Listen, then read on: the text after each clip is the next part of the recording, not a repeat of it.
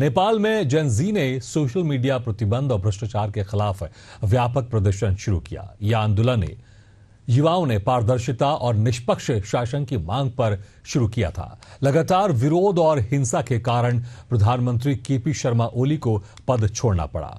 आंदोलनकारियों ने पूर्व मुख्य न्यायाधीश सुशीला कार्की को अंतरिम प्रधानमंत्री के रूप में चुने जाने का प्रस्ताव रखा। संवैधानिक बहसों के बावजूद 12 सितंबर को सुशीला कार्की को अंतरिम प्रधानमंत्री बनाया गया। उनसे उम्मीदें हैं कि वो पारदर्शी शासन, भ्रष्टाचार पर नियंत्रण और शीघ्र निष्पक्ष चुनाव करवाएंगे। देखिए एक खास रिपोर्ट।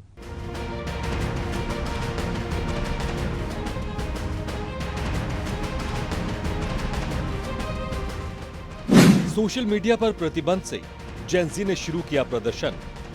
नेपाल में हाल ही में सरकार ने कई सोशल मीडिया प्लेटफॉर्म्स पर प्रतिबंध लगा दिया था। ये कदम युवा वर्ग के लिए अस्वीकृति की वजह बना, क्योंकि वो सोशल मीडिया के जरिए सूचना, अभिव्यक्ति और एक दूसरे से जुड़े रहते हैं। इस प्रतिबंध से शुरू हुई नाराजगी विशेषकर जिम्मेदार राजनीतिक पारदर्शिता और भ्रष्टाचार के खिलाफ प्रदर्शन की ओर बढ़ गई। विरोध तेजी से बढ़ा और आम जनता का समर्थन मिला। शुरुआत में युवा छात्रों ने विरोध शुरू किया, लेकिन जल्द ही प्रदर्शन का दायरा बढ़ गया। जनता के विभिन्न वर्गों ने विरोध में भाग लिया। शहरों में सड़कें बंद हुई, सरकारी भवनों पर प्रदर्शन हुआ, कभी हिंसा हुई। विरोध का केंद्र भ्रष्टाचार, चुनावी प्रक्रिया में हस्तक्षेप और पारदर्शिता की मांग बनी। प्रधानमंत्री ओली को पीएम पद से देना पड़ा इस्तीफा। सत्ता में रहे केपी शर्मा ओली सरकार को इस तीव्र सार्वजनिक दबाव का सामना करना पड़ा। विरोधों और उत्पाद के बाद ओली ने इस्तीफा दे दिया। इस्तीफे की वजह में सोशल मीडिया प्रतिबंध, युवाओं की नाराजगी, भ्रष्टाचार के आरोप और सरकार की असमर्थता से खबरों और आलोचना पर नियंत्रण शामिल था। जेनजी ने सुशीला कार्की को चुना नेपाल का अंतरिम पीएम। प्रदर्शनकारियों के एक बड़ी भागीदार समूह ने सुशीला कार्की को अंतरिम प्रधानमंत्री के रूप में नेतृत्व के लिए प्रस्तावित किया। उन्होंने कहा कि उन्हें राजनीतिक दलों से जुड़ाव नहीं है, वो निष्पक्ष हैं और उनका रिकॉर्ड न्यायपालिका से जुड़ा है। जेनजी ने ऑनलाइन वोटिंग, सर्वेक्षण और चर्चा मंचों का इस्तेमाल कर नेतृत्व चयन की प्रक्रिया में भाग लिया। संवैधानिक दिक्कतें और विकल्पों पर बहस। सुशीला कार्की के नाम पर सहमति बनने के बाद भी कुछ संवैधानिक बाधाएं उभरी। नेपाल के संविधान के अनुसार पूर्व न्यायाधीशों को प्रधानमंत्री पद संभालने में कुछ प्रतिबंध हो सकते हैं। इसके अलावा कुछ जेनजी समूहों ने अन्य नामों जैसे कुलमान घिसिंग और बालेंद्र शाह का नाम भी प्रस्तावित किया। ये बहस चली कि क्या नेतृत्व अनुभव होना चाहिए, राजनीतिक जुड़ाव हो या नहीं, और उम्र सीमा क्या हो, लेकिन आखिरकार सुशीला कार्की प्रधानमंत्री बन गई। सुशीला कार्की से नेपाल की जनता को बहुत उम्मीदें। 12 सितंबर 2025 को सुशीला कार्की को नेपाल की अंतरिम प्रधानमंत्री के रूप में नियुक्त किया गया। वो नेपाल की पहली महिला प्रधान न्यायाधीश भी रह चुकी हैं। अंतरिम सरकार का काम अगले आम चुनाव कराना और देश में राजनीतिक स्थिरता बहाल करना होगा। आम जनता और जेनजी को इस उम्मीद से जोड़ा गया है कि कार्की भ्रष्टाचार पर लगाम लगाएगी और सरकार निष्पक्ष व पारदर्शी बनेगी।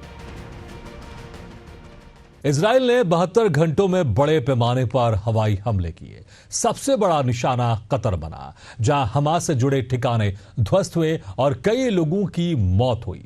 प्रधानमंत्री नेतन्याहू ने अमेरिका की 9/11 के बाद की नीति का हवाला देकर कार्रवाई को उचित बताया। इस हमले से मध्य पूर्व का तनाव और बढ़ गया है। कतर, तुर्की और ईरान जैसे देशों ने कड़ा विरोध जताया, जबकि अमेरिका और कुछ यूरोपीय देशों ने इसे आतंकवाद विरोधी कदम कहा। देखिए एक खास रिपोर्ट।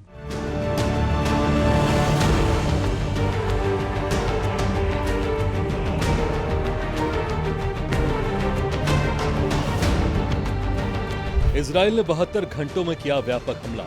इजराइल ने पिछले 72 घंटों में ऐसे हमले किए जिन्होंने पूरी दुनिया का ध्यान खींच लिया। मीडिया रिपोर्ट्स के मुताबिक इन हमलों में लगभग 200 लोगों की मौत और 1000 से अधिक लोग घायल हुए हैं। सबसे बड़ा हमला कतर की राजधानी दोहा के पास हुआ, जहां हमास से जुड़े ठिकानों को निशाना बनाया गया। इमारतें ध्वस्त हो गईं और कई जाने गईं। संघर्ष और तनाव की वजह क्यों बनी कार्रवाई? इजराइल और हमास के बीच संघर्ष नया नहीं है। गाजा से रॉकेट हमले, सीमा पार घुसपैठ और नागरिकों पर हमले लगातार जारी रहे हैं। नेतन्याहू की सरकार का मानना है कि जब तक हमास के नेताओं को खत्म नहीं किया जाएगा, इजराइल में शांति संभव नहीं है। यही वजह है कि कतर जैसे देशों को भी चेतावनी दी गई है कि वो आतंकवादियों को शरण न दें। इस कार्रवाई के पीछे साफ संदेश था, इजराइल अपने दुश्मनों को कहीं भी सुरक्षित नहीं रहने देगा। हवाई हमलों और ड्रोन तकनीक से हुआ हमला। इस हमले को अंजाम देने में इजरायली सेना ने उन्नत तकनीक का इस्तेमाल किया। रात के समय हवाई हमले और ड्रोन स्ट्राइक किए गए ताकि दुश्मन को चौंकाया जा सके। खुफिया एजेंसियों ने पहले से ठिकानों पर पहचान कर ली थी। उपग्रह चित्रों, साइबर निगरानी और जमीनी नेटवर्क के जरिए इजराइल ने सुनिश्चित किया कि निशाने पर वही लोग हों जिन्हें वो खतरनाक मानता है। फिर भी हमले के दौरान नागरिकों के हताहत होने की खबरें सामने आई हैं। नेतन्याहू की रणनीति और अमेरिका से तुलना। नेतन्याहू ने हमले को सही ठहराने के लिए अमेरिका की 9/11 के बाद की नीति का उदाहरण दिया। उनका कहना था कि जैसे अमेरिका ने आतंकवादियों और उनके ठिकानों को दुनिया भर में खोजकर खत्म किया, वैसे ही इजराइल भी कर रहा है। ये रणनीति दोहरी है। पहला, आतंकवादी नेतृत्व को खत्म कर संगठन को कमजोर करना। दूसरा, राजनीतिक संदेश देना कि कोई भी देश आतंकियों को शरण न दे। इस बयान ने एक तरफ इजरायली समर्थकों को उत्साहित किया तो दूसरी तरफ आलोचकों ने कहा कि यह अमेरिका और मध्य पूर्व की पुरानी गलतियों को दोहरा रहा है। वैश्विक स्तर पर प्रतिक्रियाएं और बढ़ता तनाव। कतर ने इसे अपनी संप्रभुता पर हमला बताया और संयुक्त राष्ट्र तक शिकायत दर्ज की है। तुर्की और ईरान ने भी इजरायल की कड़ी आलोचना की। अरब लीग ने बयान जारी कर कहा कि यह कदम शांति प्रक्रिया को पीछे धकेल देगा। वहीं अमेरिका और कुछ यूरोपीय देशों ने इसे आतंकवाद के खिलाफ उचित कार्रवाई कहा।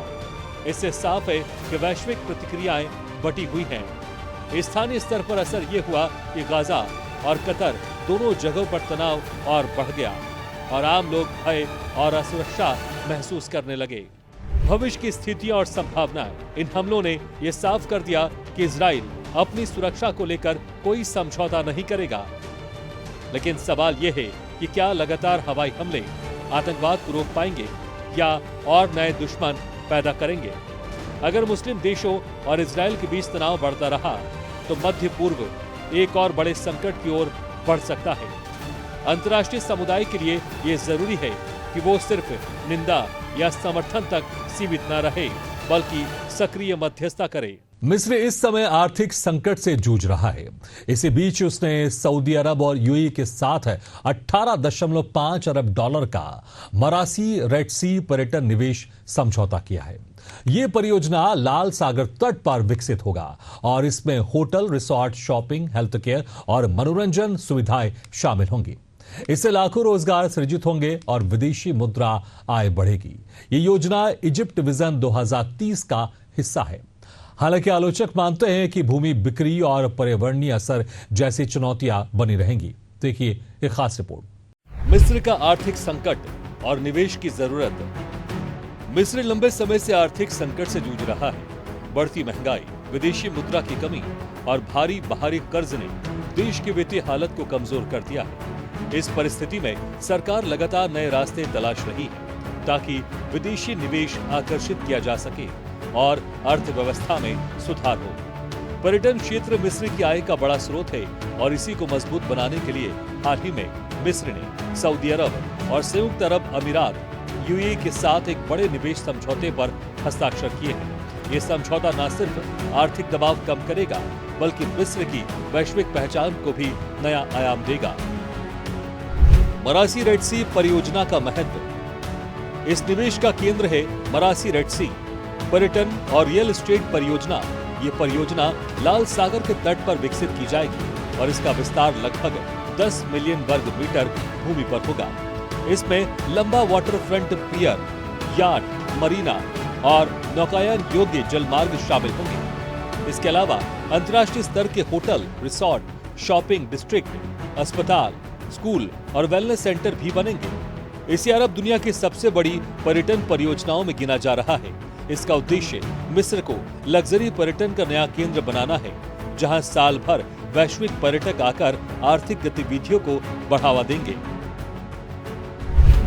रोजगार और आर्थिक लाभ की संभावनाएं। इस परियोजना से मिस्र की जनता को प्रत्यक्ष और अप्रत्यक्ष रूप से अच्छा लाभ होगा। अनुमान है कि निर्माण और संचालन के दौरान लगभग 1,50,000 से 1,70,000 लोगों को रोजगार मिलेगा। इनमें से करीब 25,000 स्थायी नौकरियां होंगी, जो लंबे समय तक लोगों को आय का स्रोत देंगी। साथ ही होटल, रिटेल, ट्रांसपोर्ट और मनोरंजन जैसी सहायक सेवाओं को भी नई ऊर्जा मिलेगी। सरकार का मानना है कि पर्यटन गतिविधियों से हर साल करोड़ों डॉलर का राजस्व उत्पन्न होगा। ये न केवल विदेशी मुद्रा भंडार बढ़ाएगा, बल्कि मिस्र की अर्थव्यवस्था में स्थिरता लाने में भी मदद करेगा। निवेशक कंपनियां और साझेदारी संरचना। इस परियोजना का नेतृत्व यूएई और इमार मिस्र कंपनी कर रही है, जो इमार प्रॉपर्टीज की सहायक इकाई है।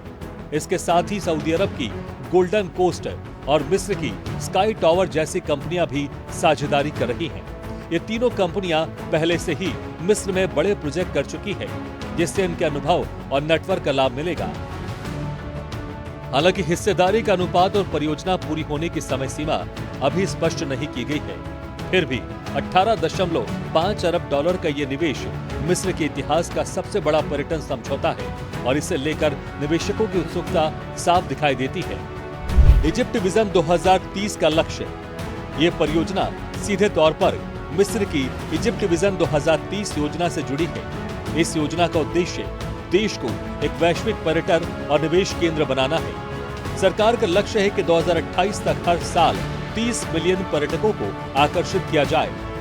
मरासी रेड सी जैसी परियोजनाएं इसी लक्ष्य को हासिल करने का रास्ता तैयार करती हैं। ये केवल पर्यटन तक सीमित नहीं है, बल्कि बुनियादी ढांचा, शहरी विकास और स्थानीय अर्थव्यवस्था को भी आगे बढ़ाने में मदद करेगी। सरकार उम्मीद कर रही है कि इस तरह की योजनाओं से विदेशी निवेश का प्रभाव बढ़ेगा और देश की अर्थव्यवस्था मजबूत होगी।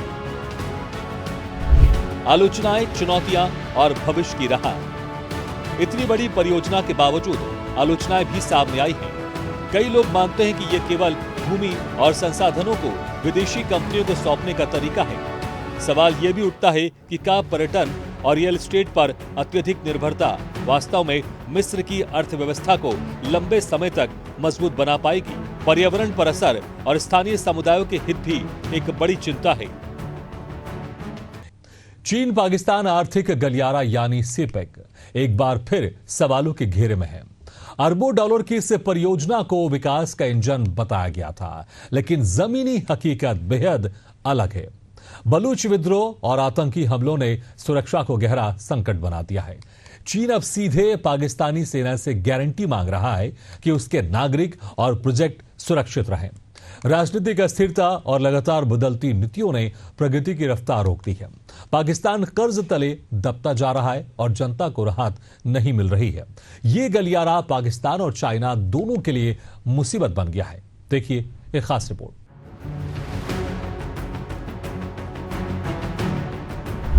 चीन ने सीपेक परियोजना के लिए मांगी सुरक्षा। चीन ने सीपेक 2.0 के तहत पाकिस्तान से सुरक्षा की गारंटी मांगी है, विशेषकर बलूचिस्तान में चीनी नागरिकों एवं प्रोजेक्ट्स की रक्षा सुनिश्चित करने के लिए। लेकिन ये मांग दिखाती है कि चीन खुद असमंजस में है। उसने आवश्यक सुरक्षा उपायों को न तो पर्याप्त रूप से लागू किया, न ही जोखिम प्रबंधन की जवाबदेही को पाकिस्तानी संरचनाओं में मजबूत किया। पाकिस्तान की राजनीतिक अस्थिरता से परेशान हुआ चीन। पाकिस्तान में राजनीतिक बदलाव आम हो गए हैं। सरकार बदलती है, नीतियां बदलती हैं। ये बदलाव सीपेक परियोजना जैसे महाघरेलू निवेश के लिए भरोसा कमजोर करते हैं। चीन को ये डर है कि अगर सरकारें अचानक प्रोजेक्ट छोड़ दें या विवादित बयान दें तो अरबों की लागत बेकार हो जाएगी। बलूच विद्रोहियों का चीन को सता रहा डर। बलूचिस्तान में अलगाववादी समूहों ने चीनी इंजीनियरों और निर्माणाधीन परियोजनाओं में हमले किए हैं। इन हमलों ने स्पष्ट कर दिया है कि स्थानीय असंतोष और सुरक्षा चुनौतियां चीन पाकिस्तान साझेदारी के लिए गंभीर बाधा है। ये न केवल मानव जीवन के लिए खतरा है, बल्कि निवेश और समय सीमा पूरे प्रोजेक्ट की विश्वसनीयता को प्रभावित करते हैं। चिकन नेक और समुद्री मार्गों पर दबाव। सीपेक का एक अहम उद्देश्य चिकन नेक की निर्भरता कम करना है, विशेषकर भारत की रणनीतिक स्थिति को ध्यान में रखते हुए। लेकिन यदि पाकिस्तान में सुरक्षा और आर्थिक लेन देन बाधित हो तो चीन को समुद्री मार्गों पर हर संभव संकट का सामना करना पड़ेगा। वित्तीय बोझ और योजना अधर में लटकी। सीपेक की कुल लागत लगभग 62 अरब डॉलर बताई जा रही है। पूर्व प्रोजेक्ट्स लटक रहे हैं और समय सीमा पर पूरे नहीं हो रहे हैं। देरी से लागत बढ़ रही है, ऋण सर्विसिंग का दबाव बढ़ता है और चीन के लिए ये जोखिम है कि निवेश से उम्मीद लाभ या मूलधन भी वापस नहीं होगा। पाकिस्तान की निर्भरता और स्वायत्तता पर संकट। ये प्रोजेक्ट पाकिस्तान को आर्थिक और राजनीतिक रूप से चीन पर और अधिक निर्भर बना रहा है। प्रचार में दिखाया जाता है कि सीपेक पाकिस्तान के विकास के लिए महामार्ग है, लेकिन वास्तविकता यह है कि यह निर्भरता उसकी नीति निर्माण स्वायत्तता और विदेश नीति स्वतंत्रता को बाधित कर रही है। सीपेक जैसे प्रोजेक्ट को विशाल संभावना तो हो सकती है, लेकिन यदि सुरक्षा, राजनीतिक स्थिरता और स्थानीय स्वीकृति के बगैर चले, जैसा कि बलूचिस्तान के विद्रोह और राजनीतिक अस्थिरता से प्रतीत होता है, तो ये चीन और पाकिस्तान दोनों के लिए महंगा सबक बन सकता है।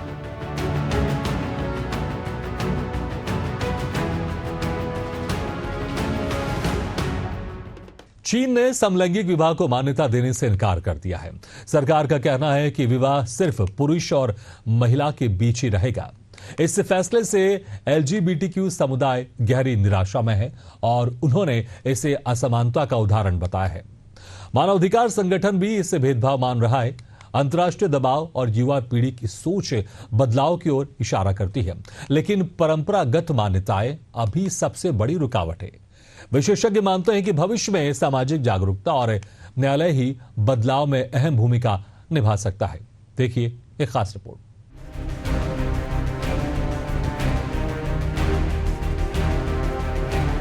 चीन ने एलजीबीटीक्यू शादी को मान्यता देने से किया इनकार।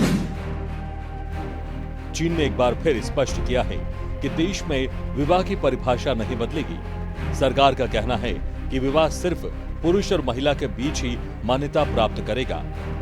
पिछले कुछ वर्षों में कई नागरिक संगठनों और कार्यकर्ताओं ने विवाह कानून में बदलाव की मांग की थी, ताकि समलैंगिक जोड़ों को भी समान दर्जा और कानूनी सुरक्षा मिल सके। लेकिन हालिया बयान और नीतिगत संकेत बताते हैं कि सरकार इस दिशा में कोई कदम उठाने के लिए तैयार नहीं है। इसका सीधा असर उन लाखों लोगों पर पड़ता है जो अपने साथी के साथ कानूनी मान्यता और सामाजिक स्वीकृति चाहते हैं। एलजीबीटीक्यू समुदाय ने फैसले पर गहरी निराशा जताई। इस फैसले से एलजीबीटीक्यू समुदाय बेहद आहत हुआ है। उनका कहना है कि यह निर्णय उनके आत्मसम्मान और समान अधिकारों की उम्मीदों पर गहरी चोट है। चीन में पहले ही एलजीबीटीक्यू समुदाय को सामाजिक चुनौतियों, पारिवारिक दबाव और कानूनी भेदभाव का सामना करना पड़ता है। ऐसे में विवाह का अधिकार न मिलना उनके लिए एक और बड़ी रुकावट है। कई लोगों ने इसे असमानता और अन्याय बताया। सोशल मीडिया पर युवाओं और कार्यकर्ताओं ने कहा कि प्रेम किसी भी व्यक्ति का व्यक्तिगत अधिकार है और इसे सरकार या कानून की सीमाओं में नहीं बांधा जा सकता। मानवाधिकार संगठन बोले यह फैसला भेदभावपूर्ण है। स्थानीय और अंतर्राष्ट्रीय मानवाधिकार संगठनों ने इस कदम की आलोचना की है।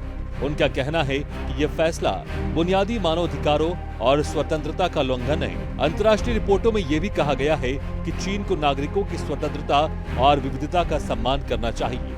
कई देशों ने पहले ही समलैंगिक विवाह को कानूनी मान्यता दे दी है, जिससे चीन पर वैश्विक दबाव और भी बढ़ गया है। मानवाधिकार कार्यकर्ता जोर दे रहे हैं कि विवाह सिर्फ कानूनी प्रक्रिया नहीं, बल्कि सामाजिक सुरक्षा और समानता की पहचान है और ये फैसला एलजीबीटीक्यू लोगों को हाशिए पर धकेलता है। सांस्कृतिक मान्यताएं बदलाव के रास्ते में बड़ी रुकावट है। चीन में विवाह को लेकर पारंपरिक सोच गहराई तक जमी हुई है। परिवार, संतान और वंश आगे बढ़ाने की परंपरा समाज में बेहद मजबूत है। ऐसे माहौल में समलैंगिक विवाह को लेकर खुलापन स्वीकारना आसान नहीं है। बड़े बुजुर्गों और ग्रामीण इलाकों में अब भी मान्यता यही है कि विवाह का उद्देश्य परिवार को आगे बढ़ाना है। इसके अलावा धार्मिक और सांस्कृतिक मान्यताएं भी बदलाव को धीमा करती है। यही कारण है कि सरकार भी इस विषय पर खुलकर कदम नहीं उठा रही। आलोचकों का कहना है कि जब तक इन परंपरागत मान्यताओं पर सामाजिक स्तर पर संवाद नहीं होगा, तब तक कानून बदलना बेहद कठिन होगा। अंतर्राष्ट्रीय दबाव और युवाओं की सोच में बदलाव। दुनिया में कई देशों ने समलैंगिक विवाह को कानूनी मान्यता देकर यह साबित किया है कि समाज में समानता और स्वतंत्रता सर्वोपरि है। इससे चीन पर अंतर्राष्ट्रीय दबाव बढ़ गया है। कूटनीतिक मंचों और मानवाधिकार रिपोर्टों में बार बार चीन से LGBTQ अधिकारों को स्वीकार करने की मांग उठती रही है। वहीं दूसरी ओर चीन की युवा पीढ़ी और शहरी वर्ग का नजरिया बदल रहा है। सर्वेक्षण बताते हैं कि युवा लोग LGBTQ अधिकारों को ज्यादा खुलेपन से स्वीकार करते हैं। बड़े शहरों में जागरूकता अभियान और ऑनलाइन चर्चा इस सोच को और मजबूत कर रहे हैं। हालांकि ग्रामीण क्षेत्रों और परंपरागत परिवारों में अब भी रूढ़िवादी सोच का दबाव भारी है। भविष्य की उम्मीद, न्यायालय और सामाजिक जागरूकता। भविष्य में बदलाव की संभावना न्यायालयों और सामाजिक जागरूकता पर निर्भर करेगी। अब तक कुछ अदालतों ने छोटे छोटे मामलों में LGBTQ जोड़ों के पक्ष में फैसले दिए हैं, जैसे कि संपत्ति विवाद या बच्चों की देखरेख से जुड़ी समस्याएं। लेकिन विवाह को कानूनी मान्यता देने से अदालतें भी बचती रही हैं। विशेषज्ञ मानते हैं कि आलोचना और न्यायालयों की सक्रिय भूमिका ही बदलाव का रास्ता खोल सकती है। इसके अलावा शिक्षा और जागरूकता अभियान बेहद महत्वपूर्ण होंगे। जब समाज बड़े पैमाने पर यह मान लेगा कि प्रेम और विवाह किसी भी इंसान का अधिकार है, तब सरकार और कानून पर बदलाव का दबाव स्वतः बढ़ेगा।